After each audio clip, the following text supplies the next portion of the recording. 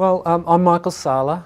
I have a PhD in government from the University of Queensland, and I've worked for a number of years in different universities. I had full-time positions in the Australian National University in the Department of Political Science and in the American University in the School of International Service, and had other appointments in other universities such as George Washington University and also the University of Queensland. Well, the question of my background is an interesting one, because what I was doing was working in international politics, and I was very much influenced by ideas and models for how to promote international peace and conflict resolution in the international arena. And so over the years I did a number of things, peacemaking initiatives in East Timor, in Kosovo. I was able to put together a number of grants and workshops where we got people from these conflicts to come and talk and dialogue with one another, trying to promote peace. But what eventually happened was that I found that this wasn't being very successful, that my work in that peacemaking arena and also my teaching at American University, that I found was just not resulting in what I wanted in terms of peaceful outcomes to these international conflicts. So I began to look outside of the kind of conventional sphere. I began to explore theories for what it is that really is driving international politics.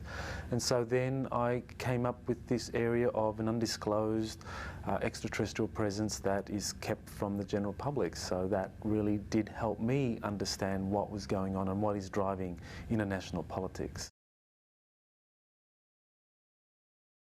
The question of how many races are visiting us is a really fascinating question. I mean, how can we know for sure exactly how many extraterrestrial races are visiting us or interacting with humanity? I mean, there are different sources disclosing some of that information. I found the most credible to be whistleblowers, people who have worked in these various secret projects, who in some way have kind of been given information that gives them an idea of exactly how many races are here. One of those sources is a sergeant who worked for 22 years in the Air Force, Clifford Stone, and he was involved in these top secret projects that involved the retrieval of crashed discs. So what his job was to go out with a number of other people who were recruited from various military services, that they would come together, they would then be told to go to a particular location, and they would then have the responsibility of sanitizing and retrieving whatever information and whatever physical evidence there is about a crashed extraterrestrial vehicle in different locations in the United States or elsewhere. And in that process, he was able to get quite a bit of information on how many extraterrestrial races are visiting us. And he came up with the figure of 57. Others have come up with slightly more. Another prominent whistleblower or a former employee of the CIA is John Lear. So John Lear, he identified 60 races that are visiting the Earth, and he got his sources from insiders within the CIA. So basically what we have is a picture of many different extraterrestrial races that are visiting us. The precise figure is not clear, because it seems that this may change over time, but what is clear is that a number of these extraterrestrial races have taken a direct interest in human affairs. In other words, that they intervene in some way. And basically what I see is that this intervention takes two main categories. One is those extraterrestrials who directly interact with the government in some form, whether it's by agreements whereby technology is traded, or whether it's where information is given to the government and they meet with government representatives and exchange information for some kind of reciprocal benefit.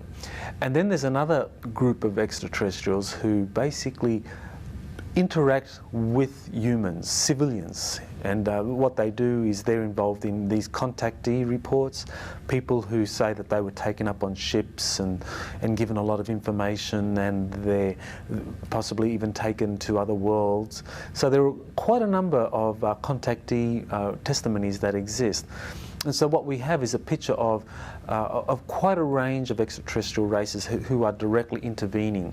In my own exopolitics research, what I did was identified 17 races that are directly interacting with humanity. 6 of those races are making agreements with the government, the secret government, either directly or indirectly, where they are part of this framework of agreements. And the other 11 races of extraterrestrials are those races that basically directly interact with civilians. They either do it through some kind of telepathic communication that's then followed by a kind of physical sighting of their ships, or direct physical interaction where they meet in person with individuals, and then even take those individuals into their ships and take them off for trips into outer space or even to the home worlds. So there are those races. So it is very, very complex, quite a number of different races, and getting accurate information on this is the challenge, but I think there's enough information out there to give us a reasonable picture that this is basically what is happening. Yes, the question of just how much of this is really the missing element of international politics that is really not taken into consideration by people is a really interesting question. I think that's exactly what's happening. It's like when you look at the international political arena, people are focused on problems that they believe really are going to be the things that need to be solved if you're going to promote international peace. But the thing is, if you look beneath that, there are a whole set of other problems that aren't disclosed, and people are really in the dark about that. They don't know what these issues really are, and so without that awareness, you really can't solve these hidden problems. And so it's like international conflict just keeps on perpetuating itself, and that's really where I feel that there is an important need to let many in the general public know of what it is that is secret political dynamics. I've been trained to do scholarly work on the political actors and processes and institutions that are part of any conventional political arena. And so when I look at this whole question of an undisclosed extraterrestrial presence, I came up with this concept of exopolitics, basically recognising that we needed to look at this exopolitical dimension that is underlying international conflict. And so really that's what I put a lot of my research energy into. I committed myself full-time to this because I found that I just couldn't teach what I was doing before, that teaching international politics or being involved in international political initiatives without addressing this hidden exopolitical factor, to me was just a waste of time. And I really feel that time is short for all of us, that we've got to make the most of our time here to do the thing that really we feel resonates with our inner truth. And so I basically made the decision that I wouldn't work in the conventional international political arena anymore, and I would work in this exopolitical arena. And so what I did, I basically did the research on a variety of exopolitical factors. I did the research as I would any research topic in conventional politics. You look at the sources, you try to identify, what are the most credible sources, who should you listen to? Should you listen to the whistleblower who says he or she worked for the military for X number of years and they saw this, or they met these people, or they saw these documents? Should you listen to contactees or abductees, people who say that they actually met with extraterrestrials? Should you look at remote viewers, or should you look at these documents that are being released? So, I mean, these are all sources of information that, from an exopolitical perspective, are very important. And the thing from a research perspective is to try and rank them. You know, what is going to be the most persuasive? You know, is the most persuasive source of evidence going to be the sort of person who comes forward and says, well, I worked in the military for 22 years and for 5 of those years I was involved in a secret project, and in that project we actually got to work with some retrieved extraterrestrial vehicles. We got to guard them, or we got to see how these can be reverse engineered. I mean, that kind of testimony, how important is that, and do we give that the utmost priority, or do we look at other testimonies like witness testimonies, people who say that they saw an unidentified flying object, and kind of look at that and say, well, because we have multiple witnesses for this one event, well, that testimony is the most credible. So, you know, look at these sorts of issues about, you know, how we are to rank and to factor in these different sources of evidence. And basically, once you've done that, then what you have is a pool of data, and from that you can draw an analysis. And that's really what I do. I draw an analysis based on the sources of evidence that I identify and that I rank and I see as the most credible, and my analysis is based on that. Well, the question of the military-industrial complex and what that is doing is a very fascinating one, because, you know, we need to look at the origins of this phenomenon.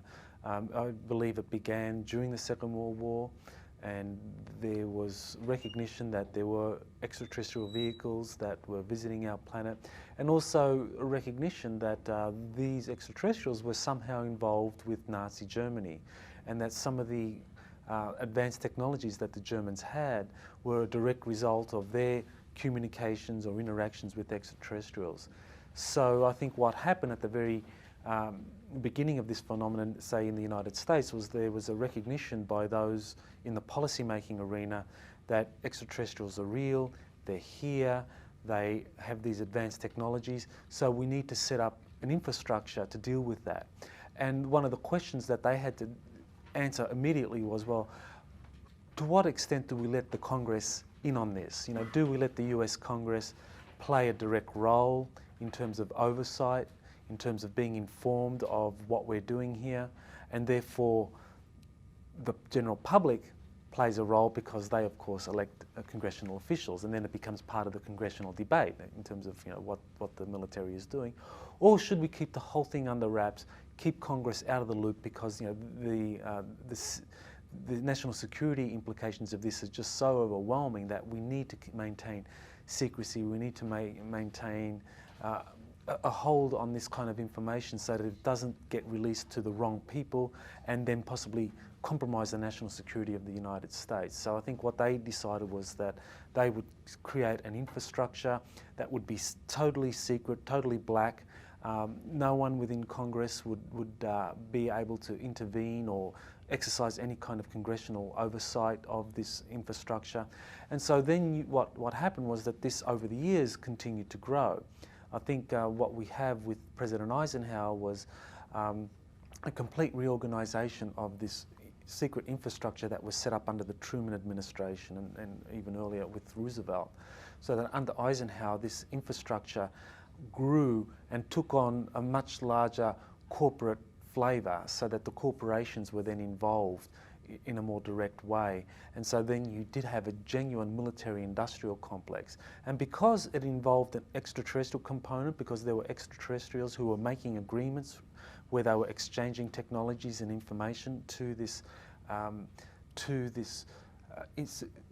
civilians or to the policymakers in charge of this infrastructure, I describe it as a military-industrial extraterrestrial complex. So that really is a very large hidden infrastructure which is funded outside of the regular congressional appropriations process. The CIA plays the key role in funding this vast infrastructure, and they do that through the 1949 CIA Act, which allows the CIA to raise revenue without provision to law. So basically it's given carte blanche to raise money however it feels is appropriate, and it can do that through the various different agencies in the federal government. Well, under the Eisenhower administration, There were a number of corporations that were brought into the vast infrastructure that was set up to deal with this whole extraterrestrial presence. And because there were extraterrestrials who had reached agreements with the secret government, who were part of a trade of technology and were given basing rights, and also began to do things such as experiments with civilians, that what we have is a genuine military industrial extraterrestrial complex. And that complex is funded through the CIA. The CIA had the unique responsibility of raising revenue through non-appropriated sources. In other words, that contrary to how a regular government agency operates, where they get appropriations from Congress, and Congress has oversight in terms of how those appropriations are used and spent, the CIA Act was created in 1949, where it gave the CIA the unique power to raise revenue without provisions to law. So it meant that it could kind of go outside of the regular lawful process to do this. Well, the transfer of technologies from extraterrestrial races that have reached agreements with the secret government or the national agencies responsible for this whole extraterrestrial phenomenon is really a fascinating one. We know that there were agreements reached. We have a reasonable idea that this began under the Eisenhower administration in 1954, that there was the first concrete agreement reached as a result of a series of meetings that Eisenhower had with extraterrestrials, and that these agreements then allowed for a number of technologies that the extraterrestrials had to be exchanged or given to the national security agencies or to the Eisenhower administration in exchange for such things as basing rights, where extraterrestrials could build bases in remote locations. For example, we know that there have been some bases built on the grounds of the Nellis Air Force Base in Nevada, that there are also reports of underground bases in places such as Dulce, New Mexico. So we have reports of these kinds of underground facilities that were made possible because of the agreements reached between the Eisenhower administration and extraterrestrials. As far as the technologies themselves, what technologies were exchanged, I think we get a good idea of that from some of the whistleblowers who talked about some of the projects they worked on where extraterrestrials were involved.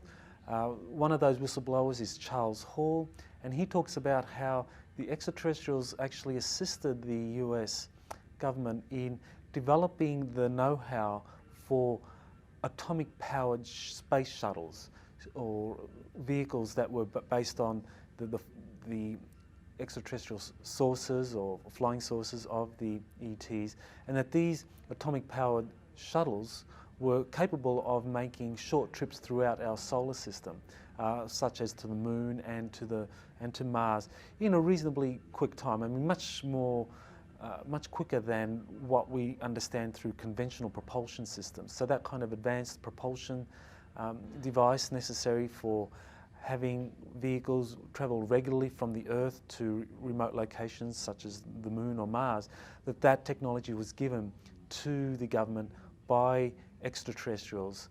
We also know, for example, that the government has been working on anti-gravity propulsion systems, and that a lot of this was given, or assistance was given by extraterrestrials.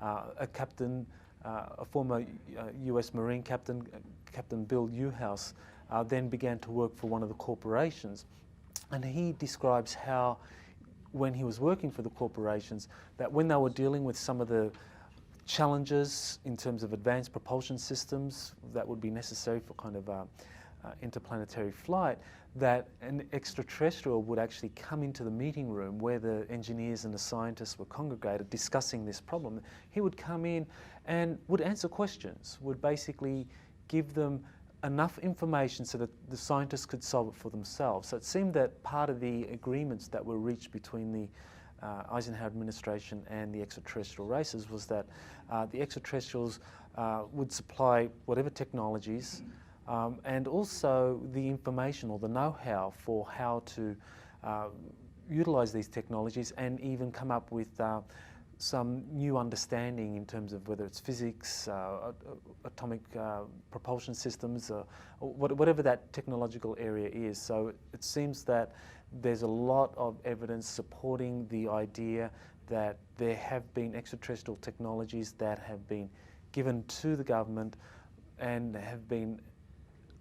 extraterrestrials have actually assisted the government in implementing these technologies and developing those. Well, one of the whistleblowers who has talked about the technologies that has been gained as a result of this interaction with extraterrestrials is Colonel Philip Corso, and he talked about a number of technologies that were a direct result of this extraterrestrial information and technology that the government had in its possession. And he does talk about such things as fibre optic cables, whereby you could have a lot of information be transmitted along these fibre optic cables using photons and laser principles, so that a lot of information could be recorded in fibre optics and passed on to remote locations. So that would be the sort of thing that we rely on today with fibre optic cables, for example. Another area is the silicon chip, that this was something that was a result of the kind of technologies that extraterrestrials had supplied. Fibre optics, the high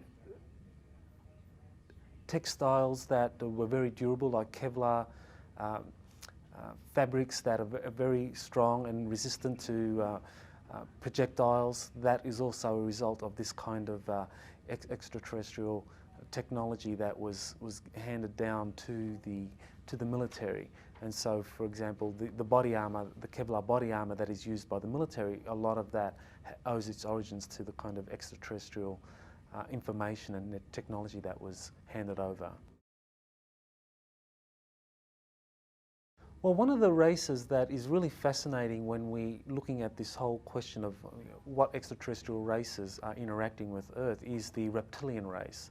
Because what we know of the reptilians by a number of abductees, contactees, and also whistleblowers is that there seems to be a lot of evidence supporting the existence of this race of beings on the planet for thousands of years. In other words, that we might consider them to be an indigenous Earth species, an advanced non-human species that has lived on the Earth for thousands of years and actually may have played quite an important role in the genetic manipulation or engineering which supposedly has happened when it comes to humanity. So these reptilian races are a very significant factor in what it is that extraterrestrials are doing here. The indigenous reptilians seem to have a very strong interest in the biosphere of Earth being stable, that it's not jeopardized unduly, and some who have kind of analyzed what the reptilians have been doing or had some kind of interaction believe that this is because the reptilians view humanity as a resource, and they don't want that resource to damage itself or damage the biosphere. So it's almost like the reptilians wanting to get maximum kind of benefit from the biosphere being managed in a responsible way, so that they could reap the benefits of humanity as a kind of resource, producing things that are of value to the reptilians. There also is evidence of an off-world reptilian race. It seems that reptilians have not just evolved on the Earth, but have also evolved on off-planet locations.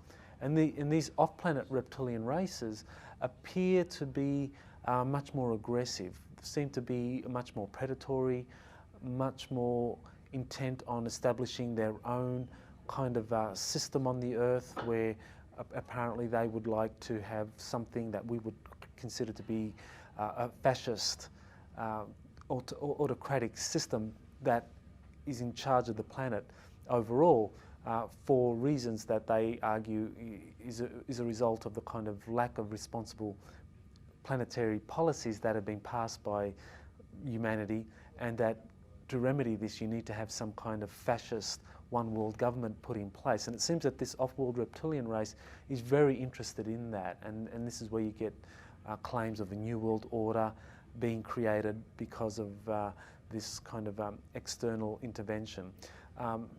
So overall, the indigenous Earth-based reptilians and the off-world reptilians, while they have very similar kind of physical characteristics and have a very similar approach to wanting to manage the Earth in a responsible way so that humanity doesn't disrupt the biosphere, it seems that there are some nuances there in terms of how much power would be exercised through proxies or elites that would be responsible for national policies on the planet. Well, one of the disturbing questions about this whole reptilian presence is in what way is humanity used as a resource? I think they're used as a resource in a number of different ways. I think we're used as a genetic resource, where our genetic material is used to somehow create new species, new hybrid races. I think we're used also as a resource whereby our emotional energies somehow are used by reptilians for their own benefit. In other words, it seems that just as we require food sources to nourish our own physical bodies, these reptilian races, because they have a slightly different kind of frequency, that they can actually feed off the emotional energies of humans, which is a very new concept for us, because we don't think of emotional energies as food. But it does seem that emotions are a food source for certain extraterrestrials, such as the reptilians. As I mentioned, there is an Earth-based reptilian race, and they're generally referred to just as indigenous reptilians. The off-world reptilian race, they're referred to generally as reptilians from Alpha Draconis, so the shorthand phrase for those is the draconian, so that's what's used in the literature. So they basically view the Earth as a planet that sustains a human population on the surface, which is a resource for them.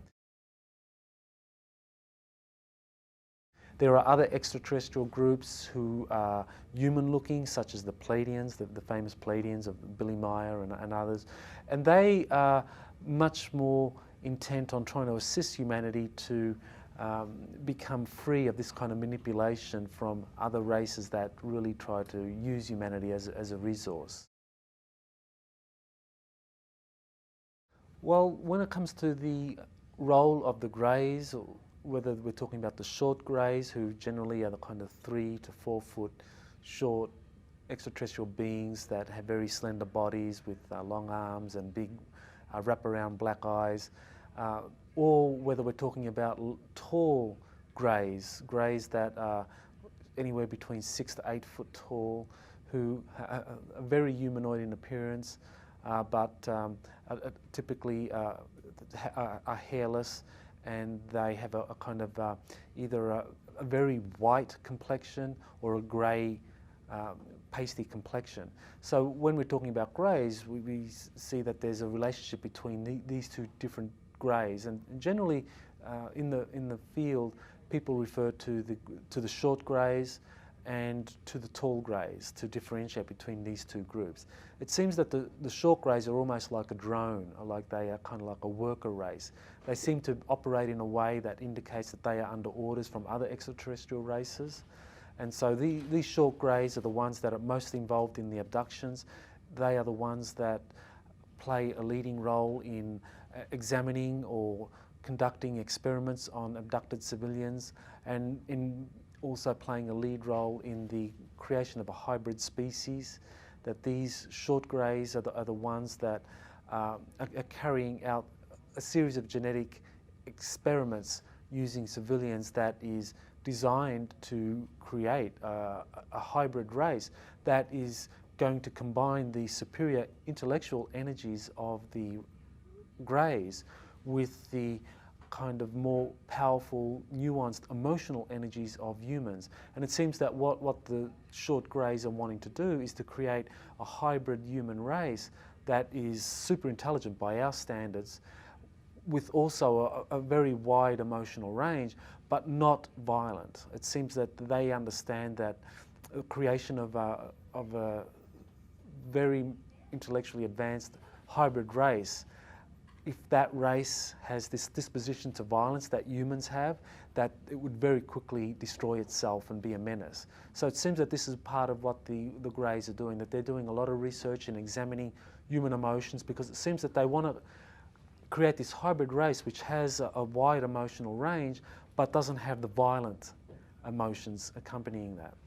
When it comes to the tall greys, it seems that the tall greys tend to be more the policy makers. They tend to be the ones that are kind of like a diplomatic core of the greys. They are the ones that make the agreements.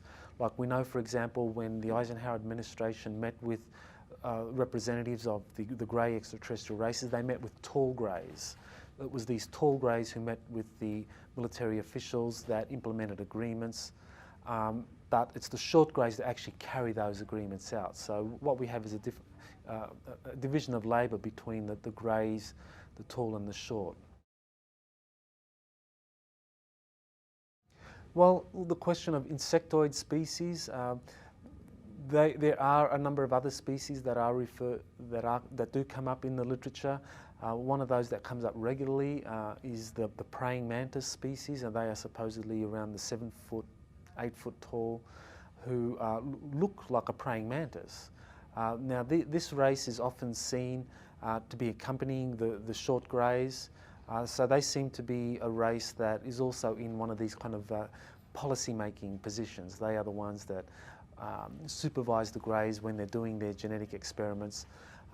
It appears from those abductees who have had some interaction with this insectoid race, the praying mantis, that the praying mantis tend to have a kind of very advanced genetic understanding or genetic technology, that they are also what appears to be a very spiritual race too. So they are very interested in developing a new philosophy, a philosophy of oneness, a belief in the collective.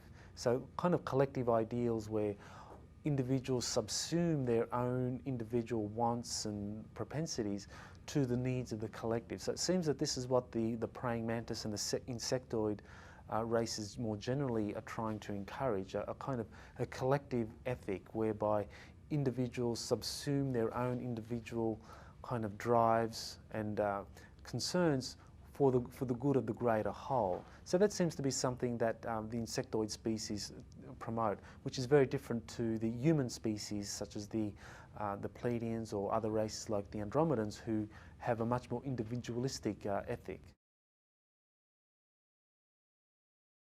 Well, the question of how does exopolitics influence government policy is really a fascinating one, and that's really where I'm very interested in how this all impacts on what the governments actually do. Iraq is a very interesting case because it seems to be confirmation of what I found to be one of the chief goals underscoring foreign policy since the Second World War, which is to basically locate any extraterrestrial artifacts, any extraterrestrial knowledge, information, sacred texts that is located around the planet. So it seems that very soon after the Second World War, the major governments realised that what was going to be very important for them to be able to advance their own kind of infrastructures that are based on extraterrestrial technologies, while maintaining a lid on all of this and ensuring that the general publics and the media and their own congressional officials don't understand what is happening, is to make sure that any technologies discovered anywhere on the planet, that those technologies are very quickly taken into the under control of the national security agencies that are responsible for these extraterrestrial technologies and kept away from the prying eyes of the mass media and Congress.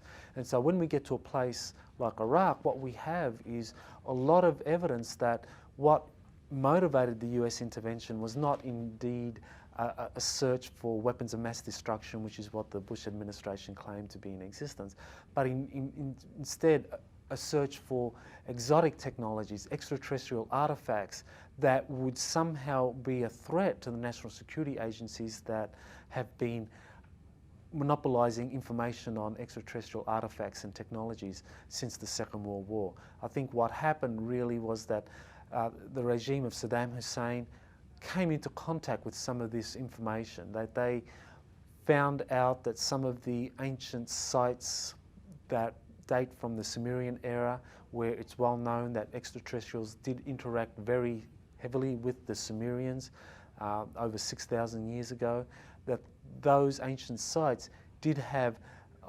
extensive documents or data on these extraterrestrials. So we're talking about cuneiform texts that recorded those interactions with extraterrestrials.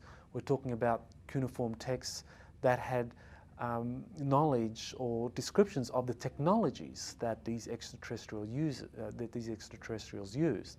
And then thirdly, you have the artifacts themselves, that there's very likely that there were some extraterrestrial artifacts that were located in various places in Iraq.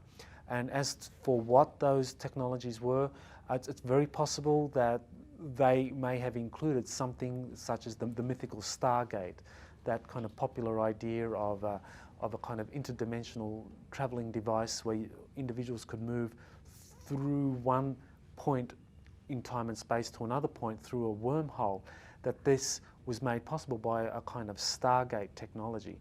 And so this is something that I believe was very likely an important extraterrestrial artifact that the national security agencies were seeking. And so they went into Iraq for that reason.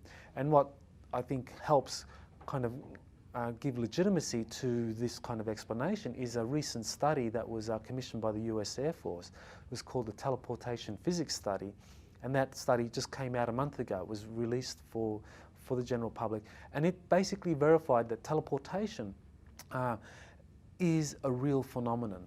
It actually does occur, that physical objects can be teleported through a range of different mechanisms from one place in time and space to another place in time and space. So this study looked at all of the literature and basically concluded that this is a very real phenomenon, that experiments have confirmed that teleportation is real. So what the teleportation physics study that was released this year confirms is that it is possible for this kind of Stargate technology to exist and to actually be put into practice. And I believe that when we put all this together, that we have a pretty compelling case that the US went into Iraq not for weapons of mass destruction, but to get knowledge and technologies related to the extraterrestrials.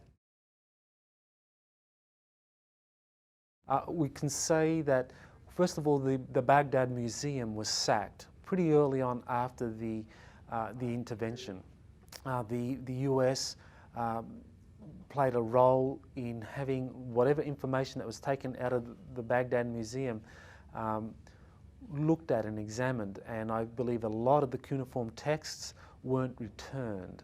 So a lot of the cuneiform texts that had this information has been taken out of Iraq permanently and is probably now being translated and deciphered for whatever information it has on extraterrestrials and on extraterrestrial technologies.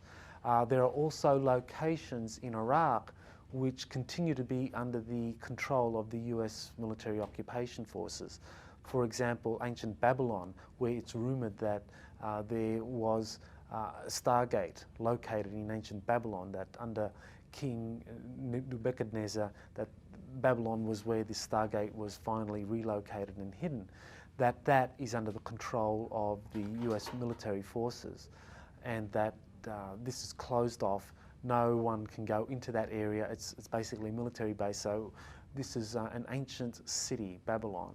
So the question is, well, why does the US continue to have control over this kind of ancient city when it doesn't in itself have a kind of military function? So why make the whole area a base for US forces there? And then finally we can look at the way in which the occupation has been conducted. I think it was deliberately bungled. I think that this was not an occupation that was designed to be a short-term, let's get in there, remove Saddam Hussein, remove the troublemakers from the regime, and put in a regime that we can work with that will then put Iraq in a stable foothold. What they went in and what they did was they went in and deliberately bungled it. They bungled it in a way where they basically told the former elites that they were no longer welcome, that they were no longer going to be playing a role in the future governance of Iraq, that the Ba'ath Party was going to be illegal from then on. And so basically what that did was it created the context for this violent insurgency that we're seeing, which continues to spiral on. And I think what that achieves is that it achieves a need for the US military presence to remain in Iraq, because there's no way that the present Iraqi regime can contain this violence, can contain the insurrection, because the people behind it are the former elites who feel that they were betrayed. They feel that they made a deal with the US, that they basically said, well, if you come in, we won't fight, we'll make a deal, we'll lay down our arms and we'll work with you. So the US came in, basically reneged on that deal, said that we're no longer going to work with you, you don't have jobs any longer, you're out of government and goodbye. So I think that those former elites felt very disenchanted and very angry, and so are now behind this insurgency. And I believe this was foreseen by the military planners. I mean, they bungled it deliberately, and so the US will be there for a number of years yet. Well, the question of Iran, what role does Iran play in these ancient artifacts? A fascinating question. Exactly what exists in Iran? Iran used to be under the US sphere of influence before the Iranian Revolution, and it seems that the US may have actually played a role in the way in which the Iranian Revolution occurred in the first place. What artifacts exist in Iran? Very interesting question. It's an ancient civilization that was located there in Iran. Very likely there was some extraterrestrial involvement. Hard to determine exactly to what extent, but certainly the Iranians do have ancient cities and artifacts there, which I believe would be of great importance for the US in terms of being able to be in control of whatever significant repositories of extraterrestrial knowledge and artifacts that remain in existence. And I believe Iran and Afghanistan are places that do have these ancient repositories of this information and technology, and so it would be in the US interest to get into Iran at some point. Now, I think geopolitically it's very difficult for the US to do that, because Iran is a bigger state than Iraq, and it would be very difficult for the US to simply repeat what it did in Iraq, in Iran. So I think they would have an interest in getting in there, but they're probably going to do it in a much more covert way. Following the money trail is really fascinating, because this is where I think we get strong evidence that this secret infrastructure exists, and it's vast. I mean, how do we get this information? Well, we look at the way in which money is funneled through different agencies within the US. And as I mentioned earlier, the 1949 CIA Act basically gives the CIA the unique ability to be able to raise revenue from other government agencies, federal agencies, without provisions of law. So it basically means that the CIA can go to the director of Housing and Urban Development and say, well, you've got, for example, $50 million in your budget earmarked for assisting low-income earners in buying their first homes. Well, what we'd like you to do is transfer 30 billion of that into this secret account. And you basically come up with reasons for where this money has gone, how it's being used. And you might have to fudge the books, you might have to kind of have improper auditing mechanisms, you might have to kind of silence people who ask questions about where's this missing money, how come it hasn't funded the things that it was supposed to fund. You might have to do that, but that's your job, because you're the director of HUD and that's what you're supposed to do. And because the CIA has this power, it basically means that the directors of these different federal agencies need to comply. It's lawful. It's actually part of the law that the CIA can raise revenue through different government agencies without provision to law. So it doesn't matter that that appropriated money was intended for low-income earners.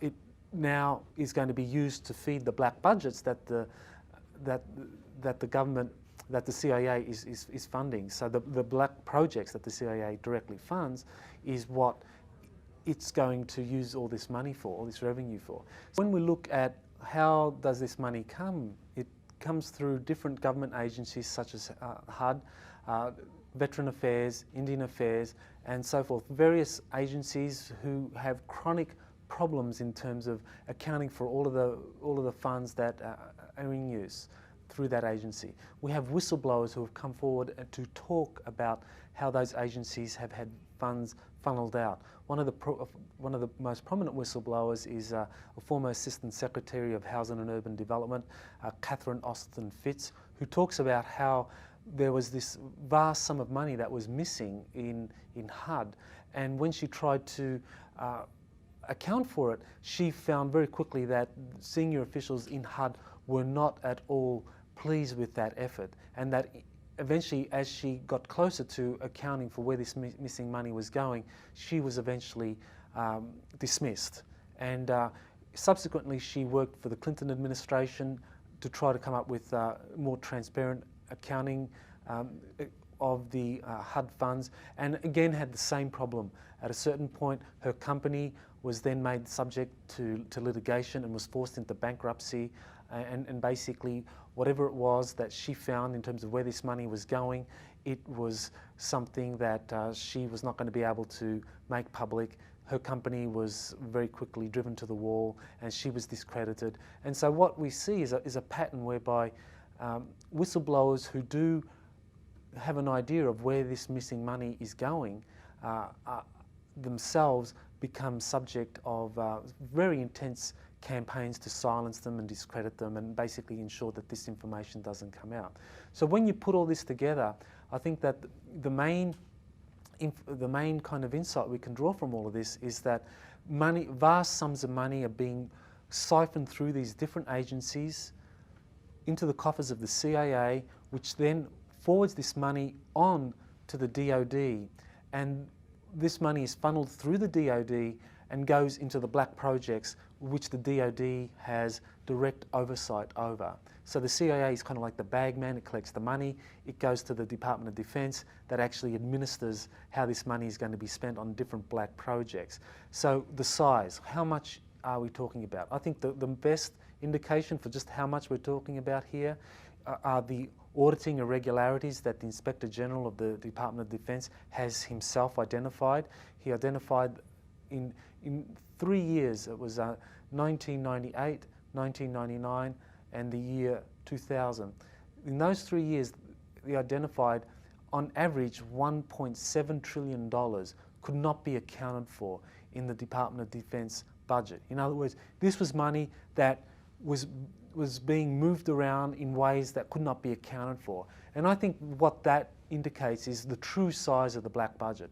We're looking at an infrastructure that is funded by as much as $1.7 trillion a year. Now, when you consider that the whole Department of Defense budget officially is just over $400 billion, we're talking about a vast infrastructure that is 4 times greater than the entire Department of Defense budget. So we are talking about something so vast. I mean, the entire US federal budget is in the vicinity of $2.1 trillion. So if the true black budget is 1.7 trillion, you have a sense of just how vast this is. How can all this be covered up? Well, I think a system has been set up since very early on to do precisely that. I think one of the first things that the national security agencies did was that in 1953 they passed a joint Army-Navy air publication called JNAP 146E, which basically said that all information concerning UFOs would have to be reported to the responsible agencies, and that anyone reporting this outside of those agencies, anyone reporting information on these UFOs that were currently under investigation by an agency was subject to penalties, severe penalties, $10,000 or 10 years jail. So this was back in 1953. So you can imagine $10,000 in 1953 is quite a sum of money, as is the deterrent of 10 years in jail. And people were silenced.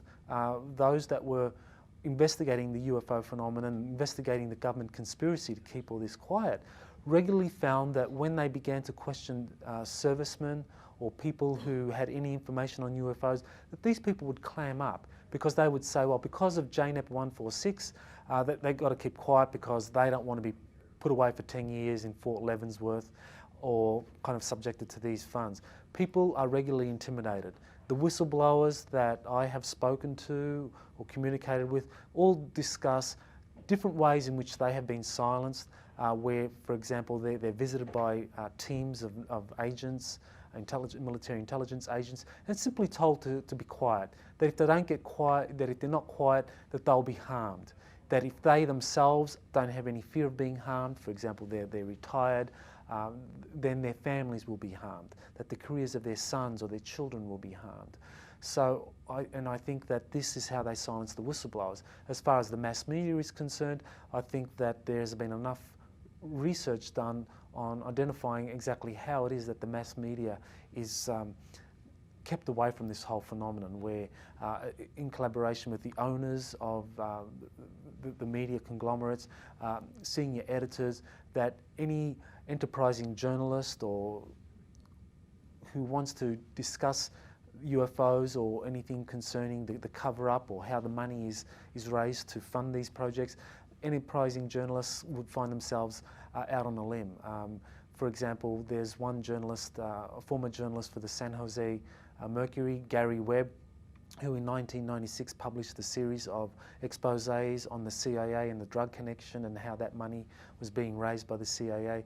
He found himself very quickly on the outer. He published these series of articles, and then his newspaper basically backtracked, apologised for this, for having gone forward with the articles in the first place. Webb himself was discredited and unfortunately lost the kind of respect he once enjoyed in his profession, and unfortunately had basically felt compelled to commit suicide at the end of last year. So that was a very sad case, but it gives you an example of the sort of financial desperation or the financial hardship that those who talk about these types of areas undergo.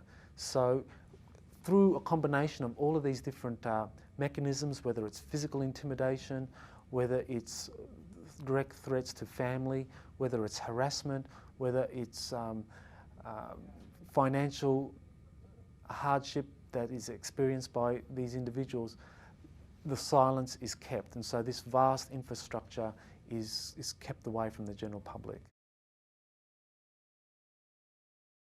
Well, the question of how do we respond to all of this? I mean, what does this all mean for us in the general public? I mean, we know of a vast infrastructure, an extraterrestrial presence which isn't acknowledged, the government making deals with different extraterrestrial races and keeping this away from the Congress and the mass media. What do we make of all this? What does it mean for us? Well, I think we need to be very, very concerned about this as individuals who obviously live in the West, in the US, and with families that we're raising, and we need to look at, well, what does this mean for us personally? What does this mean for our families? And I think we need to be very concerned about the way in which this whole area has been managed by the national security agencies responsible. By maintaining secrecy, keeping people in the dark, it means that we really don't know whether this secrecy and withholding the information, withholding the technologies from the general public arena is really for the best interest of all of us. I mean, for example, we know that there are technologies in existence that don't require fossil fuel energy sources. So we could replace fossil fuels, so the dependence on oil could be ended overnight. We could have advanced technologies whereby individuals would have kind of unlimited energy by which they could do things such as travel from different parts of one city to another, or across a country, or even intercontinentally, that there could be unlimited energy for fueling their houses so that they don't have to pay these hefty energy bills during the winter. So there is very direct consequences of these technologies being withheld. Also, when it comes to medicine, I mean, it seems that extraterrestrials have superior medical technologies that they could be shared with humanity, with the general population. These also are being withheld. That this is being withheld ostensibly because if this information were released to the general public, that the general public would learn that this was not developed through conventional science, that this was somehow handed down by some advanced race, so it would blow the cover on the extraterrestrial presence. So in terms of global health, we're also paying a very heavy price.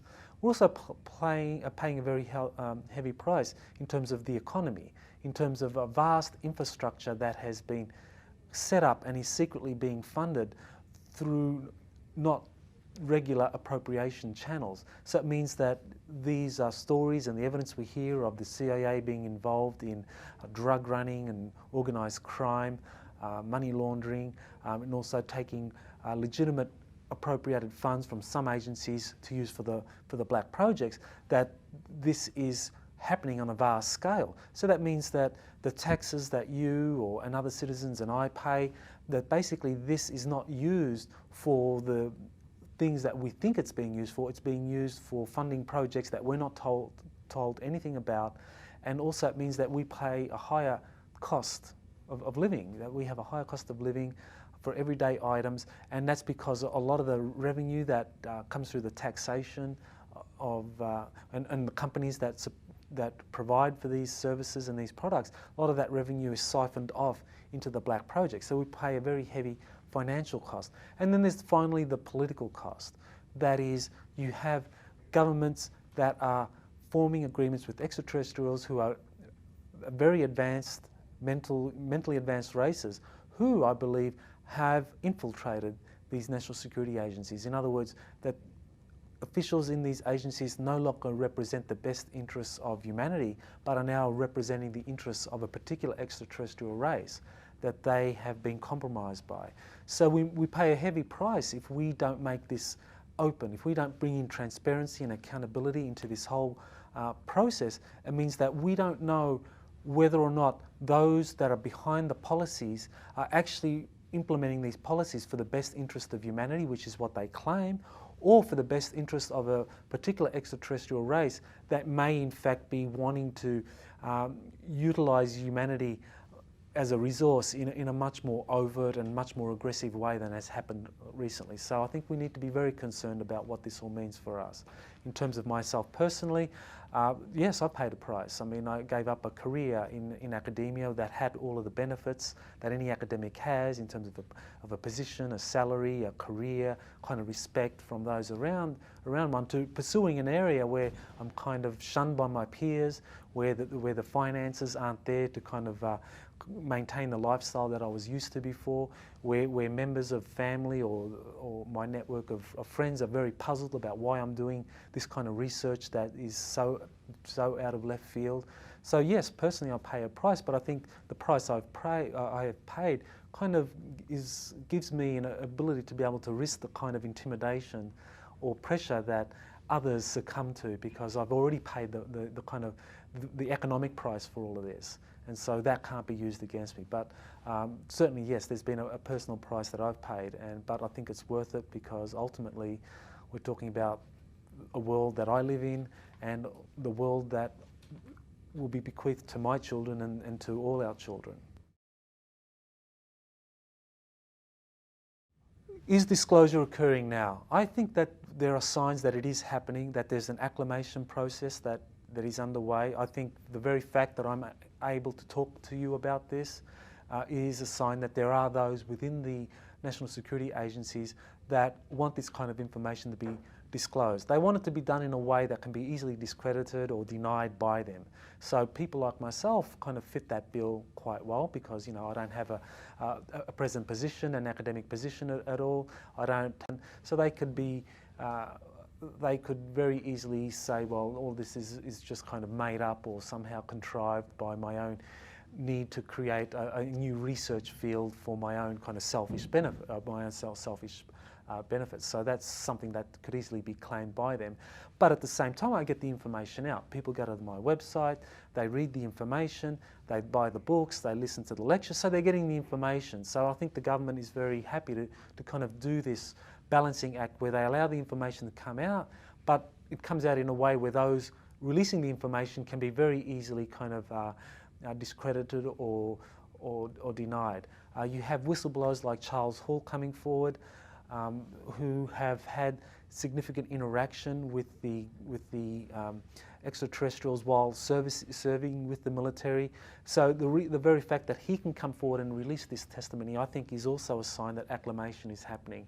And finally, we have mainstream media starting to take an interest in this. I mean, Peter Jennings came out with his special on February 24th, Seeing is Believing, which came out with a kind of a very balanced perspective that on the one hand said that the UFO phenomenon is real, but on the other hand kind of denied the reality of such things as abductions, UFO crashes, and also didn't even bother looking at whistleblowers. So on one hand, it didn't do a very good job, but on the other hand, it actually did present some very credible witness testimonies that the UFOs were real and that the government was not seriously pursuing this, and that they were actually denying what was being seen. So I think that is a good sign that there is an acclamation process happening where the information is being released to the general public, and the mass media is now kind of coming on board. So it's not just going to be through the alternative media, coast to coast, or Jeff Rents, but it's now going to be the mass media that's going to release a kind of very diluted version of all of this information. But I think that's very encouraging. So we can look forward to the future of one where more of this information gets out into the general public.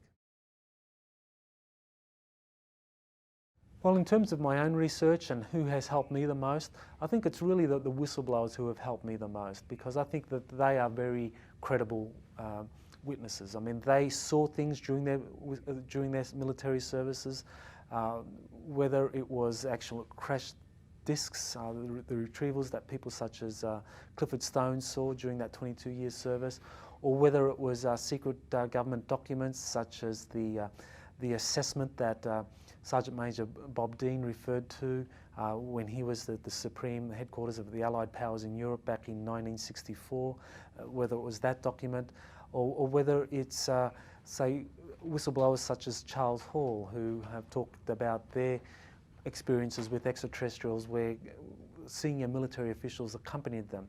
I think having been able to talk to these people, verify the evidence that they have of this extraterrestrial presence, hearing what has happened to them in terms of government intervention with them to try and silence them or try to get them to not release the information in a way that threatened the cover-up. That has given me, I believe, rock solid proof that there is a presence, an extraterrestrial presence that is very real, that is being covered up, and that there's a lot of information that exists out there that has been released through these disparate sources. And so my job as a researcher is to really try to kind of come up with some way of evaluating these different sources. I have in my book, the first chapter there, 7 sources of evidence, 7 sources that I rank, and I rank the whistleblowers as the most reliable, the most credible. But there are other sources that also can be factored in. But when we look at all these sources and when we rank them, we can piece together all of that data, and there's a lot of data there. I mean, the problem in the past was that people didn't know how to deal with the data. They either said, well, this is true or it's a lie. Well, it's not black and white. There are many gradations in between here. And so what I do is try to kind of like look at the gradations, try and rank the testimonies, and then come up with a coherent analysis of all of this and put it out to the general public. And I'm very gratified by the kind of response I've gotten where people feel that the analyses that I've come up with have helped them understand what's going on. I have a website that the URL for the website is www.exopolitics.org, and in that website I basically put up all of the information I have gained through my research on the extraterrestrial presence. I put up there all the study papers that I make available to the general public, so people can go on and just read these papers. I mean, they can download them, they're all free. And I also have a book, and the book is Exopolitics, Political Implications of the Extraterrestrial Presence. So that's something that people can purchase from any bookstore or online by visiting my website. And I also have some courses in exopolitics that I have put together, so people can do online courses. I am a professional educator by background, so I even though I no longer am with a university because of this research, I still enjoy teaching, and so I have some online courses. And I also have some seminars, training seminars, where people can learn to develop the kind of diplomatic skills where they can communicate or interact with extraterrestrials. And that information you can get on the Exopolitics website, or on another website that I've created, which is www.galacticdiplomacy.com.